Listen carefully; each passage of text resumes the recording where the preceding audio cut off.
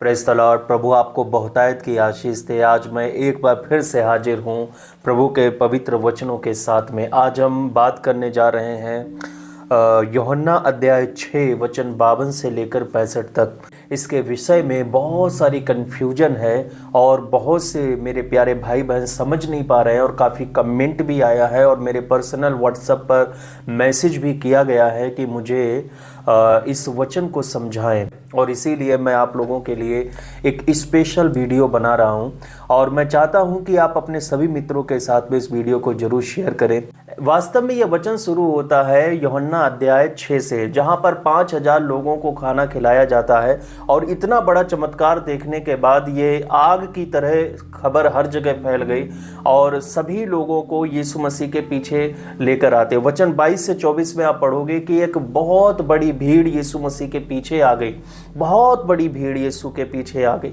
यीशु मसीह के पीछे जब इतनी बड़ी भीड़ आई, इस भीड़ में बहुत से मिले जुले लोग भी थे जो वास्तव में परमेश्वर के वचनों के लिए नहीं आए थे। वो फिजिकल अपनी रोटी की व्यवस्था के लिए आए थे। और जब प्रभु यीशु मसीह ने जाना कि इनका लक्ष्य अच्छा नहीं है, तो यीशु मसीह ने वचन 25 से लेकर 27 में जब आप पढ़ोगे तो यीशु ने मिली जुली भीड़ के लक्ष्य को फटकार लगाई कि उनका जो लक्ष्य है वो अच्छा लक्ष्य नहीं है। वो लक्ष्य उनका क्या था? शारीरिक जरूरतें थी उनकी, रोटियों के लिए उनका लक्ष्य था और वो शारीरिक जरूरतों को पूरा करने के लिए आए थे। आज भी कलीसिया में बहुत सारे मिली जुली भीड़ के साथ में आते हैं। आज भी वो मिले जुले लोगों की भीड़ में से एक हैं। वो केवल रोटी के लिए आते हैं। कलीसिया में किस लिए आप जाते हो? प्रार्थना में किस लिए आप जाते हो? आप रोटी के लिए जाते हो, आप अपने भोजन के लिए जाते हो। आप यीशु मसीह के लिए नहीं बल्कि आप भोजन के लिए जाते हो, अपने शारीरिक जरूरतों को पूरा करने के लिए जाते हो कि प्रभु मेरे जीवन में ये कर दे, प्रभु मेरे जीवन में वो कर दे, और केवल यही आपका लक्ष्य है और कुछ नहीं। और यीशु मसीह ऐसे ही लोगों को फटकार लगाते हैं। प्रभु ने कहा, मैं तुमसे सच सच कहता हूं कि तुम मुझे इसलिए नहीं ढूंढते हो कि तुमने आश्चर्य कर्म देखे, परंतु इसलिए कि तुम रोटियां खाकर तृप्त हुए। क्योंकि वो रोटियां खाकर तृप्त हो गए और उनके पीछे चलने लगे, बोले ये ठीक है, ये प्रभु ठीक है। आज भी लोग ऐसी ही भीड़ लगाकर चर्च में जाते हैं कि यीशु मेरी शारीरिक जरूरतों को पूरा करेगा। यीशु मसीह के साथ में किसी भी प्रकार का उन्होंने आत्मिक रिश्ता नहीं रखा। क्या आपका रिश्ता प्रभु यीशु मसीह के साथ में आत्मिक है? क्या आपका कोई आत्मिक रिश्ता है प्रभु के साथ? अगर प्रभु आपको रोटियां ना भी दे तो क्या आप प्रभु में बने रहोगे? मेरा यह प्रश्न है जो अपने आप से आप सभी को पूछना है कि प्रभु यदि मुझे नहीं देता है तो क्या मैं उसको छोड़ दूंगा? तो क्या मैं उसको त्याग दूंगा? क्या मेरा तब भी उससे रिश्ता बना रहेगा? ये प्रश्न को, इसका हल आपको अपनी गहराई के साथ में ढूंढना है।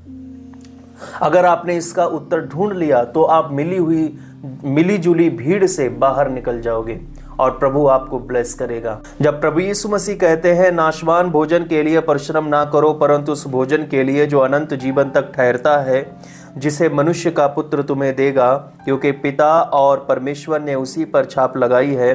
तो जब ये सवाल का उत्तर सुनते हैं तो वो उनसे एक प्रश्न पूछते हैं परमेश्वर के कार्य करने के लिए कि मैं परमेश्वर के कार्य करना चाहता हूं। आज भी बहुत से लोग परमेश्वर के कार्य को करना चाहते हैं कि परमेश्वर के कार्य को करने के लिए मुझे क्या करना चाहिए।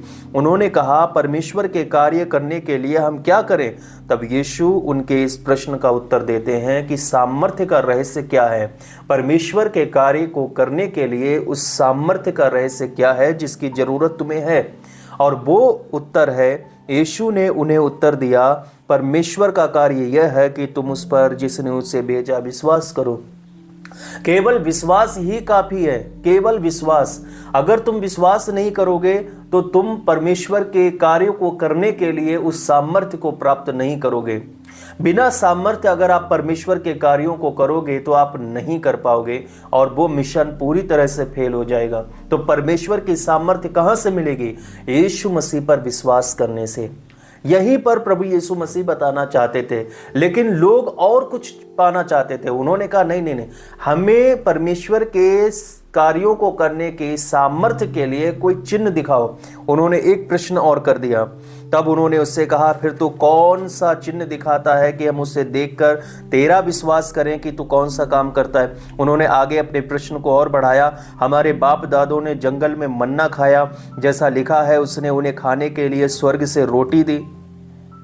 तब प्रभु यीशु मसीह कहते हैं कि मैं तुमसे सच सच कहता हूं कि मूसा ने तुम्हें वह रोटी स्वर्ग से नहीं दी, परंतु मेरा पिता तुम्हें सच्ची रोटी स्वर्ग से देता है, क्योंकि परमेश्वर की रोटी वही है जो स्वर्ग से उतरकर जगत को जीवन देती है। आमीन, हालेलुया। अब यहां पर प्रभु यीशु मसीह से वो लोग कहते हैं, हे प्रभु, यह रोटी हमें सदा सर्वदा दिया कर। ये बात है। अब मैं अपने मेन पॉइंट पर आता हूं, जो वचन मेरे भाई ने कमेंट करके भी कहा था और मुझे मैसेज करके भी लिखा है कि यह मनुष्य कैसे हमें अपना मांस खाने को दे सकता है, कैसे करके। क्योंकि यीशु ने कहा, मैं तुमसे सच कहता हूं कि जब तक तुम मनुष्य के पुत्र का मांस ना खाओ और उसका लहू ना पियो, तुम में जीवन नहीं। और हमें जीवन चाहिए, हम जीवन पाना चाहते हैं, लेकिन उसका मांस और लहू कैसे ग्रहण करें? तो इस प्रश्न का उत्तर यह है कि जब हम प्रभु यीशु मसीह को अपना सब्स्टिट्यूट यानी कि प्रतिस्थापक स्वीकार करते हैं और उसकी शर्तें पूरी करते हैं, तो हम जीवित रहते हैं। प्रतिस्थापक का मतलब क्या होता है? विकल्प, बदली या किसी के स्थान पर रखना। अभी जो आपके जीवन में है उसको हटाकर यीशु मसीह को रखना। जब आप यीशु मसीह को रख लोगे, जब आप उसको सब्स्टिट्यूट मान लोगे, जब उसकी बदली करोगे, जब उसको उसके स्थान पर आप प्रभु को लेकर आओगे, अब केवल प्रभु आपके जीवन में है। अभी जो आपके जीवन में है उसको हटाने के बाद प्रभु यीशु मसीह को अपने जीवन में रखना, बदली करना, और जो पहले वाला रिश्ता था किसी के भी साथ रहा हो उसको पूरी तरह से डिस्कनेक्ट करना और यीशु मसीह के साथ में रखना अपना नया रिश्ता, और उसी को अपना सब कुछ सर्वस्व दे देना, उसको स्वीकार कर लेना और उसकी शर्तें पूरी करते हैं तो जीवित रहते हैं, उसकी आज्ञा को मानते हैं, जीवित रहते हैं। हम प्रभु यीशु मसीह के मांस और लहू को इस प्रकार खा सकते हैं, क्योंकि यूहन्ना अध्याय 1:1 में लिखा है, आदि में वचन था और वचन परमेश्वर के साथ था और वचन परमेश्वर था। अब यहीं पर यूहन्ना अध्याय 1:14 को आप पढ़ोगे तो यहाँ पर लिखा है, और वचन देहधारी हुआ और अनुग्रह और सच्चाई से परिपूर्ण होकर हमारे बीच में डेरा किया। तो मैं कह सकता हूं कि वचन देहधारी हो गया, शब्द देहधारी हो गया। अब शब्द के पास एक देह है, और हम सभी जानते हैं कि वचन यीशु मसीह के बारे में कहा गया है। आदि में यीशु था, यीशु परमेश्वर के साथ था और यीशु परमेश्वर था। अब यीशु का शरीर है, वचन 14 यूहन्ना 1 के, और वचन देहधारी हुआ, यीशु देहधारी हो गया। अब वो यीशु हो गया।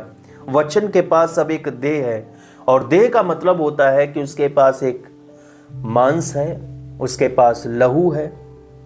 अब मांस और लहू वचन में आ गया, वचन मांस और लहू के साथ में बन गया। तो इस प्रकार वचन के माध्यम से वह हमें खाने पीने को अपना मांस और लहू देता है। ठीक है, तो यह कैसे होगा? यीशु मसीह में विश्वास करने से। जब आप प्रभु यीशु मसीह में विश्वास करोगे, ओनली वन ऑप्शन मानकर उसको ग्रहण करोगे कि वही मेरा सिंगल विकल्प है और कोई मेरा विकल्प नहीं और कोई दूसरा मेरे पास कोई रास्ता नहीं है, तो हम उसके मांस और लहू को खाते हैं। इस प्रकार क्या इतनी गहराई के साथ में आप उस पर विश्वास करते हैं? क्या इतनी गहराई के साथ में क्या आपने उसको अपना इकलौता विकल्प माना है कि केवल वही मेरा है रास्ता और कोई नहीं? आज बहुत से लोग अपने जीवन में यीशु के कार्यों को नहीं देख पाते हैं, तो वह दूसरा रास्ता अपना लेते हैं। तुरंत दूसरा रास्ता उन्होंने अपना लिया, उन्होंने यीशु को छोड़ दिया और फिर वह दूसरी जगह पर चले गए। या तो ताबीज बनवा लिया, या तो किसी ओझा के पास जाने लगे, भूत सिद्धि करने लगे। ऐसे बहुत सारे उनके पास ऑप्शन खुल जाते हैं। यीशु मसीह को वो छोड़ देते हैं, त्याग देते हैं, या फिर वो संसार की तरफ मुड़ जाते हैं। तो उनके लिए क्या है? यीशु मसीह इकलौता विकल्प नहीं था जब प्रभु को उन्होंने ग्रहण किया, और इसीलिए उनके जीवन में कोई फल नहीं आया, क्योंकि उनके लिए ऑलरेडी विकल्प थे इन फ्यूचर इन फ्यूचर उन्होंने यह मान कर रखा कि अगर यीशु काम नहीं करेगा तो मैं अदर ऑप्शन चुन लूंगा। और जब उन्होंने ऐसा माना तो इसीलिए उनके जीवन में यीशु ने काम नहीं किया। और यही कारण है कि उन्होंने यीशु मसीह का मांस और लहू ग्रहण नहीं किया। और जब मांस और लहू ग्रहण नहीं किया तो यीशु ने कहा, मैं तुमसे सच सच कहता हूं कि जब तक तुम मनुष्य के पुत्र का मांस ना खाओ और उसका लहू ना पियो तो तुम में जीवन नहीं है, तुम में कोई जीवन नहीं है। उनके अंदर कोई जीवन नहीं था। उन्होंने यीशु मसीह को माना, वो थोड़े दिन प्रभु में आए, चर्च आए, प्रार्थना की, लेकिन उनके अंदर जीवन नहीं था क्योंकि उन्होंने मांस और लहू को नहीं खाया, उन्होंने वचन को ग्रहण नहीं किया, उन्होंने यीशु को ओनली वन ऑप्शन के रूप में उसको ग्रहण नहीं किया। उनके जीवन में बहुत सारे ऑप्शन थे। आज हम कह सकते हैं कि यीशु ही मेरा केवल इकलौता ऑप्शन है, लेकिन क्या वास्तव में ऐसा है? आप अपने हृदय की गहराइयों में जाकर देखो और पहचानो, क्या यीशु आज भी मेरे लिए ओनली वन ऑप्शन है? अगर कुछ नहीं होता, अगर कुछ मुझे नहीं मिलता जो मैं मांग रहा हूं, क्या तब भी वो मेरा प्रभु है? क्या मैं तब भी उसमें विश्वास करता हूं? अगर है तो वो आपका ओनली वन ऑप्शन है। और जब वो आपका ओनली वन ऑप्शन है तो आप उसको ग्रहण कर सकते हो, उसके मांस और लहू को ग्रहण कर सकते हो। क्योंकि वचन 29 में लिखा है, यीशु ने उन्हें उत्तर दिया, परमेश्वर का कार्य यह है कि तुम उस पर जिसने उसे भेजा है विश्वास करो। यीशु मसीह पर विश्वास करो, यह परमेश्वर का कार्य। आप प्रभु के कार्यों को करना चाहते हो, बोले मैं प्रभु की सेवकाई, मैं ये कार्य करना चाहता हूं, मैं वो परमेश्वर के कामों को करना चाहता हूं, कैसे करूं, कैसे करूं? यीशु मसीह पर विश्वास करो, यह परमेश्वर का कार्य है। क्या तुम उस पर विश्वास करते हो? Only one option. हालेलुया, ये बात है। तो अब वचन 53 में मैं जाता हूं और यहां पर लिखा है, यीशु ने उनसे कहा, मैं तुमसे सच सच कहता हूं कि जब तक तुम मनुष्य के पुत्र का मांस ना खाओ और उसका लहू ना पियो तुम में जीवन नहीं। और वचन 24 में लिखा है, जो मेरा मांस खाता है और मेरा लहू पीता, अनंत जीवन उसी का है और मैं उसे अंतिम दिन फिर जिला उठाऊंगा। तो यहां पर यह एक भविष्यवाणी है जो पूरी होती जा रही है और यह पुनरुत्थान के समय में पूर्ण रूप से पूरी हो जाएगी। एक भविष्यवाणी है, क्योंकि यहां पर इससे रिलेटेड एक वचन है जो मैं पढ़ना चाहता हूं अनंत जीवन के बारे में। पहला कुरिन्थियों अध्याय 15 वचन 23 फिर 51 से 58। परंतु हर एक अपनी अपनी बारी से, पहला फल मसीह, फिर मसीह के आने पर उसके लोग। अब वचन 51 से, देखो मैं तुमसे भेद की बात कहता हूं, हम सब नहीं सोएंगे परंतु सब बदल जाएंगे। जब हम प्रभु यीशु मसीह में विश्वास करेंगे उसके बाद की यह बात है, ओनली वन ऑप्शन जब प्रभु तुम्हारे अंदर होगा कि यीशु ही मेरा इकलौता विकल्प है, अगर यीशु भी कुछ नहीं करेगा तो मेरा और कोई ऑप्शन नहीं है, कोई अदर ऑप्शन नहीं है। मैं यीशु को ही थामे रहूंगा। यीशु मेरी उन इच्छाओं को पूरा नहीं कर रहा है जो मैं आज मांग रहा हूं, तब भी वो मेरा इकलौता प्रभु रहेगा, वही रहेगा और कोई मेरा नहीं रहेगा।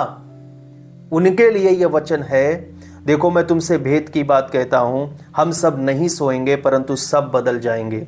ये हमेशा याद रखना, हमारी मृत्यु नहीं होगी, क्योंकि प्रभु का वचन कहता है अनंत जीवन उसको मिलेगा। तो हम मरेंगे नहीं, हम सोएंगे नहीं, बल्कि हम बदल जाएंगे जो हम जीवित हैं। और ये क्षण भर में, पलक मारते ही अंतिम तुरही फूंकते ही होगा, क्योंकि तुरही फूंकी जाएगी और मुर्दे अविनाशी दशा में उठाए जाएंगे और हम बदल जाएंगे। जो पहले मर चुके हमसे पहले भाई बहन, वो उठ जाएंगे और बदल जाएंगे पलक झपकते ही। आप उनके ऊपर कपड़े आते नहीं देखोगे, पहले आप उनको मुर्दा देखोगे, फिर मैंने खोला, ब्लिंक किया, देखा अरे ये तो खड़ा है कपड़े के साथ में, और खुद को देखेंगे, ब्लिंक किया और देखा पलक, अरे मैं चेंज हो गया, ट्रांसफॉर्म हो गया। या उनके लिए जीवन में वचन काम करेगा जिनके जीवन में यीशु ही इकलौता है और कोई नहीं है। हम बदल जाएंगे, क्योंकि अवश्य है कि यह नाशवान देह अविनाशी को पहन ले और यह मरणहार देह अमरता को पहन ले। और जब यह नाशवान अविनाश को पहन लेगा और यह मरणहार अमरता को पहन लेगा, तब वह वचन जो लिखा है पूरा हो जाएगा, जय ने मृत्यु को निगल लिया। हे मृत्यु तेरी जय कहाँ रही? हे मृत्यु तेरा डंक कहाँ रहा? मृत्यु का डंक पाप है और पाप का बल व्यवस्था है, परंतु परमेश्वर का धन्यवाद हो जो हमारे प्रभु यीशु मसीह के द्वारा हमें जयवंत करता है।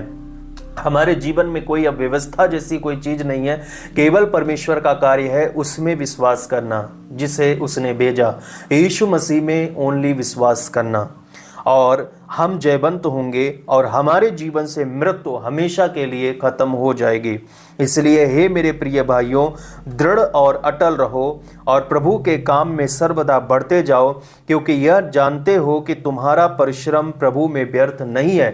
अब मैं अपनी बात को कहूं, जो मैंने शुरुआत में कहा था कि अगर प्रभु तुम्हारे जीवन में काम नहीं भी करता है तो क्या आपके लिए कोई दूसरा ऑप्शन है?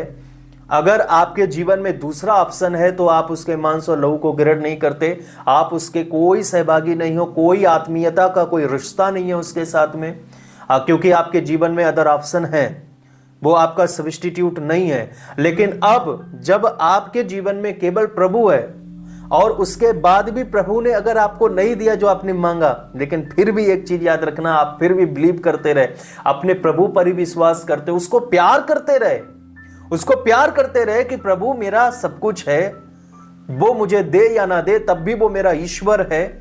तो वचन कहता है क्योंकि यह जानते हो कि तुम्हारा परिश्रम प्रभु में व्यर्थ नहीं है। प्रभु यीशु मसीह में विश्वास करना व्यर्थ नहीं है, याद रखना। जो आप प्रभु यीशु मसीह में आज विश्वास कर रहे हो यह व्यर्थ नहीं है, इसको एंड तक थामे रहो, यह व्यर्थ नहीं है। प्रभु में काम करना, उसमें मेहनत करना कभी भी व्यर्थ नहीं गई। तो प्रभु का वचन कहता है जो मेरा मांस खाता और मेरा लहू पीता है अनंत जीवन उसी का है। जब आपके जीवन में केवल प्रभु ही होगा, वचन ही होगा, यीशु ही होगा और ओनली वही ऑप्शन है, तो अनंत जीवन तुम्हारा है और अंतिम दिन में वह तुम्हें फिर से जिला उठाएगा। आमीन, हालेलुया। और यह प्रतिज्ञा भी है, जो वचन 24 है, यह आपके लिए प्रतिज्ञा भी है। उसने प्रतिज्ञा की है कि मैं तुमको जिला उठाऊंगा, और वह अपनी प्रतिज्ञा से कभी फिरता नहीं। यीशु की मृत्यु में सहभागी होने के लिए यहाँ पर खाने पीने को केवल प्रतीकात्मक रूप में दिया गया है।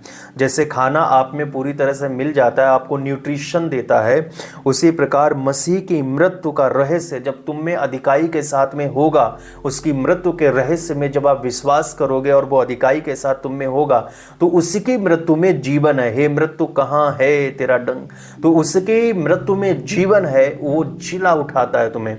जब उसमें तुम विश्वास करते हो तो वो तुम्हारे अंदर आत्मिक जीवन को उत्पन्न कर देता है। हम मसीह के साथ में मरे और हम मसीह के साथ में उठाए गए। आमीन, हालेलुया। हम विश्वास के साथ में सहभागी होते हैं और उसके लाभों को हम उठाते हैं, क्योंकि वचन 40 में लिखा है, क्योंकि मेरे पिता की इच्छा यह है कि जो कोई पुत्र को देखे और उस पर विश्वास करे वह अनंत जीवन पाए और मैं उसे अंतिम दिन फिर जिला उठाऊंगा। यीशु मसीह बार बार यहाँ पर कहते हैं कि मैं अंतिम दिन उसे फिर जिला उठाऊंगा।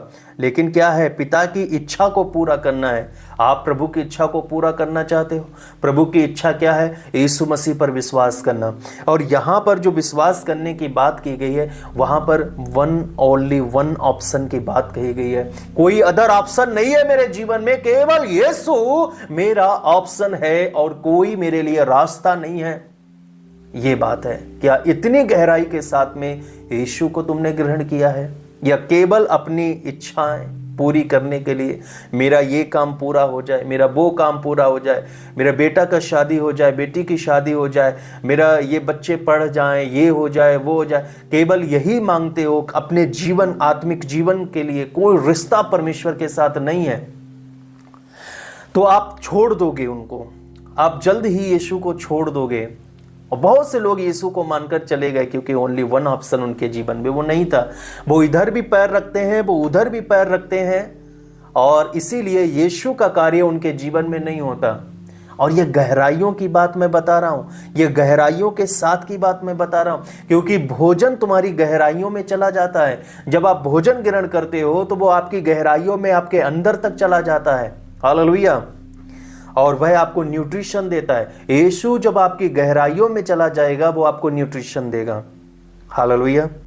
तो जब हम प्रभु यीशु मसीह पर विश्वास करते हैं तो वो विश्वास हमारे खाने पीने के समान है। रोजाना हम उसे खाते हैं, अपने शरीर को जीवित रखने के लिए रोजाना हम भोजन को ग्रहण करते हैं। इसीलिए यीशु में विश्वास करें ताकि आपकी आत्मा जीवित रहे। क्योंकि यीशु में विश्वास ही हमारा आत्मिक भोजन है। हालेलुया, आमीन। तो यहाँ पर सबसे बेस्ट एग्जाम्पल प्रभु भोज है, जिसे हम उसकी याद में करते हैं। प्रभु ने कहा कि तुम मेरी याद में ये किया करो। तो क्या याद करें हम? यीशु मसीह की मृत्यु के रहस्य को। जब हम कुछ भी ग्रहण करते हैं, हमारा विश्वास है कि यीशु मरा, हमारा विश्वास है यीशु जीवित हुआ, हमारा विश्वास है कि यीशु स्वर्ग में पिता के दाहिने बैठे हैं, हमारा विश्वास है कि वह जीवितों और मृतकों का न्याय करने के लिए वो महिमा के साथ में फिर वापस आएगा। हालेलुया, हमारा विश्वास है। वो एक्चुअल उसका ब्लड बन जाता है। मैं प्रभु भोज के बारे में और गहराई के साथ मैं आपको किसी दिन समझाऊंगा, लेकिन अभी मैं आपको बस यह बताना चाहता हूं कि मन्ना के बारे में उन्होंने प्रश्न पूछा था, तब प्रभु यीशु मसीह ने अपने मांस और लहू के बारे में बात की, क्योंकि उन्होंने कहा कि हमारे बाप दादों ने, वचन 31 में, जंगल में मन्ना खाया, जैसा लिखा है उसने उन्हें खाने के लिए स्वर्ग से रोटी दी। वो स्वर्ग की रोटी नहीं थी, यीशु ने कहा वो स्वर्ग की रोटी नहीं है। एक्चुअल स्वर्ग की रोटी मैं हूं। मतलब वो वचन है और वचन देहधारी हो गया। वो शब्द वो देहधारी हो गया, उसके पास अब देह है, यानी उसके पास मांस और लहू है और वह हमारे बीच में रहा। वो वास्तव में स्वर्ग से उतरा, वो वास्तव में स्वर्ग से उतरा, जिस पर हम विश्वास करते हैं। अब मैं मांस और लहू के बारे में कुछ कहना चाहता हूं। मेरी शिक्षा जो लगातार वीडियोज के माध्यम से आप लोगों ने सुनी है, समझी है, तो मैं आपको लहू के बारे में भी बता चुका हूं। लहू क्या है? लहू में होते हैं प्राण। आप सभी जानते हैं लहू में होते हैं प्राण, और प्राणों के बारे में मैंने इतनी डिटेल के साथ में वीडियोस दी हैं और इतनी भर भर के वीडियोज हैं, वहां पर आप अच्छे से सीख सकते हो गहराई के साथ में कि प्राण क्या है। लहू में होता है प्राण। मांस के बारे में मैंने बात कर ली, अब लहू के बारे में बात करते हैं। लहू में होते हैं प्राण, और प्राण के होते हैं 3 भाग: मन, इच्छा, भावनाएं। मन, इच्छा, भावनाएं। अब ये मन, इच्छा, भावना तीनों शुद्ध हो जाएंगे, तीनों मसीही हो जाएंगे। आपका मन मसीही होगा, आपकी इच्छा मसीही होगी, आपकी भावना मसीही होगी। आमीन, हालेलुया। अब आपके मन, इच्छा, भावना मसीही हो जाएंगी। आप पूरी तरह से टोटली बदल जाओगे। अगर आप रोजाना प्रभु यीशु मसीह में विश्वास करोगे, उसके वचन को रीड करते हो, रोजाना उसके साथ अपना रिश्ते को मजबूत करते हो और उसको अंगीकार करते हो अपना प्रभु मानकर, और ओनली वन ऑप्शन उसको ग्रहण करते हो, तो ऐसा करने पर आपके साथ क्या होगा? आपके प्राण बदल जाएंगे, प्राण मसीही हो जाएगा, मन, इच्छा, भावना शुद्ध हो जाएगी। क्योंकि जो वचन लिखा है, वचन देहधारी हुआ, शब्द देहधारी हुआ, वचन देहधारी हुआ। तो देह में मांस तो था, लहू भी था। लहू में क्या होता? प्राण। प्राण के 3 भाग: मन, इच्छा, भावना। आमीन। वो आपको शुद्ध करता है। इसीलिए, लेकिन ये बात लोगों को समझ में नहीं आई, ये बात किसी को समझ में नहीं आई। वचन 60 कहता है, उसके चेलों में से बहुतों ने यह सुनकर कहा, यह कठोर बात है, इसे कौन सुन सकता है? उन्हें यह बात कठोर लगी। क्या तुम्हें भी यह बात आज कठोर लग रही है? क्या मसीह से तुम्हें भी ठोकर लग रही है? उन सभी लोगों को मसीह से ठोकर लगी जो अपनी अभिलाषाओं में पड़े हुए हैं और जो अभिलाषाओं को छोड़ना नहीं चाहते हैं। अब उनके सामने 2 ऑप्शन आ गए, या तो अभिलाषाओं को छोड़ दें और यीशु मसीह को थाम लें, या फिर यीशु मसीह को थाम लें, ये अभिलाषाओं को छोड़ दें। अब ऐसे चक्कर में जो उनको शारीरिक अवस्था, उनके शरीर को आनंद दे रहा है, अभिलाषाएं उनको शरीर को आनंद दे रही हैं, अब अभिलाषाओं को वो थाम रहे हैं। वो शारीरिक रोटी को प्यार कर रहे हैं, उन्होंने आत्मिकता को छोड़ दिया। उन्होंने कहा यीशु की बातें मुझे समझ में नहीं आ रही हैं, अभिलाषाओं को छोड़ने की बात कर रहे हैं। यीशु की बातों को उन्हें बिल्कुल समझ में नहीं आई, इसीलिए उन्होंने यीशु को छोड़ दिया, उन्हें ठोकर लग गई।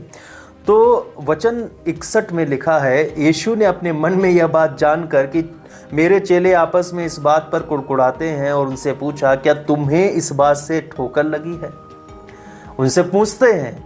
वचन 62 कहता है, यदि तुम मनुष्य के पुत्र को जहां वह पहले था ऊपर जाते देखोगे, तब क्या होगा? वो शब्द जब देखोगे, अरे वास्तव में ये तो स्वर्ग का था, जब ये स्वर्ग में चला जाएगा तब क्या करोगे तुम? अरे ये तो वास्तव में वही था, मैंने उसको पहले क्यों नहीं ग्रहण किया? तो वचन 63 कहता है, आत्मा तो जीवनदायक है। अब प्रभु यहाँ पर क्लियरली बोल दे रहे हैं, वास्तव में वो क्या कहना चाहते थे? आत्मा तो जीवनदायक है, शरीर से कुछ लाभ नहीं। जो बातें मैंने तुमसे कही हैं वे आत्मा और जीवन भी हैं। आमीन। इसके लिए हम सबसे पहले एक वचन पढ़ेंगे। वो वचन है पहला कुरिन्थियों अध्याय 15 वचन 45, जिसमें लिखा हुआ है, ऐसा ही लिखा भी है कि प्रथम मनुष्य अर्थात आदम जीवित प्राणी बना और अंतिम आदम जीवनदायक आत्मा बना। अब मेरे प्रियो, मैं कह सकता हूँ कि यीशु से जो कुछ भी निकलता है वो आत्मा है। यीशु ने कहा कि मैंने जो तुमसे कही हैं वो बातें आत्मा है और जीवन है। जो भी मैं बोल रहा हूँ वो क्या है? आत्मा है। मैंने जो शब्द बोले हैं वो आत्मा है। मैंने जो मांस और लहू की बात कही है वो आत्मा है। तो यीशु से जो कुछ भी निकलता है वह आत्मा है, क्योंकि वह जीवनदायक आत्मा है। पूरा यीशु जीवनदायक आत्मा बन गया। ये बात मैं पहले भी समझा चुका हूं आपको। अब देहधारी शब्द, मैं कह सकता हूं देहधारी शब्द जीवनदायक आत्मा बन गया। यीशु क्या है? देहधारी शब्द ही तो है। तो देहधारी शब्द जीवनदायक आत्मा बन गया। यह आत्मा है और इसे ही खाने पीने को प्रभु ने कहा, ताकि हम जीवनदायक आत्मा के रूप में उसके जीवन के सहभागी बन पाए, हम उसके जीवन के सहभागी हो जाएं। ये बात है, हम उसको ग्रहण करें, आत्मा को ग्रहण करें, आत्मा को खाएं, आत्मा को पिएं। प्रभु भोज में जब आप करते हो वो उसका प्रतीक है और वो बताता है कि यह आत्मा है, यह जीवन है, ये उसका वास्तव में मांस और लहू है जब हम उसको ग्रहण करते हैं। हालेलुया। तो अब आप समझे कि ये क्या कहता है? ओनली वन ऑप्शन, यीशु सर्वस्व है और कुछ नहीं। आज भी बहुत से लोग जब यीशु को ग्रहण नहीं करते हैं, इतने वचन सुनने के बाद भी, तो वो यूदस इस्करियोती के समान है और वह यीशु को छोड़ने के लिए तैयार है। यूदस इस्करियोती के लिए ऑप्शन खुले हुए थे, उसका ओनली वन ऑप्शन नहीं था, यीशु उनका वन ऑप्शन नहीं था। तो प्रभु ने कहा वचन 66 में, जितने भी चेले थे वो सब उल्टे फिर गए और वो यीशु मसीह के साथ अब नहीं चले। उन्होंने कहा ये बहुत कठिन बात है, हम तो शारीरिक रोटी के लिए आए थे, ये अपने आत्मिक रोटी की बात कर रहा है, ये कह रहा है कि तुम्हें खाएं। अरे हमारी शारीरिक जरूरतें पूरी होनी चाहिए, आप अपनी बातें बता रहे हो। नहीं नहीं नहीं, हमें ये नहीं चाहिए। लेकिन यीशु ने कहा, क्या तुम भी चले जाना चाहते हो? शमौन पतरस ने कहा, हे प्रभु, हम किसके पास जाएं? अनंत जीवन की बातें तो तेरे ही पास हैं। उसने जान लिया अनंत जीवन की बातें तेरे पास हैं, ये बात है। तो उसकी बातें अनंत जीवन है, उसको खाना पीना, उसमें विश्वास करना है। उसको डेली हम खाते हैं जब हम उसको विश्वास करते हैं, उस पर रोजाना विश्वास करते हैं। हालेलुया।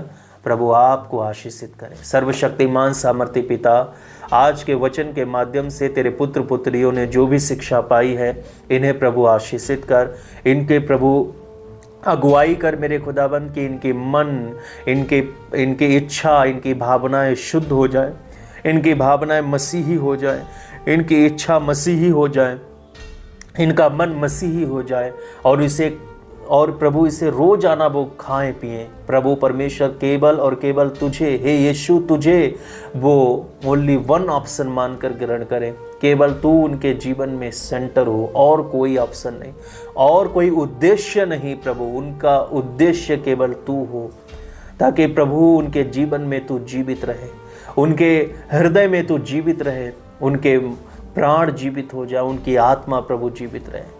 मैं प्रार्थना करता हूँ प्रभु इन्हें आशीषित कर इस वचन के माध्यम से। आज बहुत से बेटे बेटियों से तूने बातें की हैं, तूने उनसे कहा है कि क्या तुम मुझे प्रभु मानकर ग्रहण करते हो, अपना इकलौता प्रभु मानकर ग्रहण करते हो, अपना इकलौता पिता मानकर ग्रहण करते हो, इकलौता रास्ता मानकर ग्रहण करते हो। तेरा वचन कहता है मार्ग, सत्य और जीवन। क्या तुमने मुझे इकलौता जीवन मानकर ग्रहण किया है? क्या तुमने मुझे इकलौता मार्ग मानकर ग्रहण किया है? क्या तुमने मुझे इकलौता सत्य मानकर ग्रहण किया? प्रभु आज ये तेरे बेटे बेटियां उत्तर देना चाहते हैं। प्रभु इनकी गहराइयों में प्रभु तेरा वचन जाए और प्रभु इनको सिद्ध करे मेरे खुदाबंद, इनको सिद्ध करे मेरे खुदाबंद परमेश्वर। तेरा यह वचन गहराइयों में जाने पाए। मैं प्रार्थना करता हूँ प्रभु, मैं प्रार्थना करता हूँ सब कुछ तेरी महिमा के लिए, जो निकल कर आएगा इनके अंदर से वो सब तेरी महिमा के लिए होगा। और हम तुझे आदर और सम्मान और महिमा देते हैं हमारे मुक्तिदाता प्रभु यीशु मसीह के सामर्थ्य नाम में। आमीन और आमीन। हालेलुया। अब ये समय है परमेश्वर के राज्य के लिए बोने का। स्क्रीन पर दी गई जानकारी पर आप अपने बीज को जरूर बोएं। आपका बीज बहुत कीमती है। मैंने कभी भी किसी भी धर्मी को रोटी के लिए भीख मांगते नहीं देखा और ना मैं कभी देखूंगा, क्योंकि मैं विश्वास करता हूं कि मेरा प्रभु उनके इस बीज को कभी भी व्यर्थ नहीं जाने देता। प्रभु में की गई मेहनत कभी व्यर्थ नहीं जाती। आपने जो बीज बोया ये कभी व्यर्थ नहीं जाएगा, वो आपको देता है। प्रभु आपको बहुतायत की आशीष देता है। हालेलुया। तो प्रभु का पवित्र वचन हमेशा याद रखना कि आप शारीरिक ज़रूरतों के लिए यीशु के पास ना जाएं, बल्कि उसके साथ एक ऐसा रिश्ता बनाएं कि वो तुम्हें दे या ना दे, वो मुझे दे या ना दे, तब भी वो मेरा प्रभु रहे, तब भी वो मेरा ऑप्शन रहे। और बाइबल कहती है कि प्रभु में की गई मेहनत कभी व्यर्थ नहीं जाती है।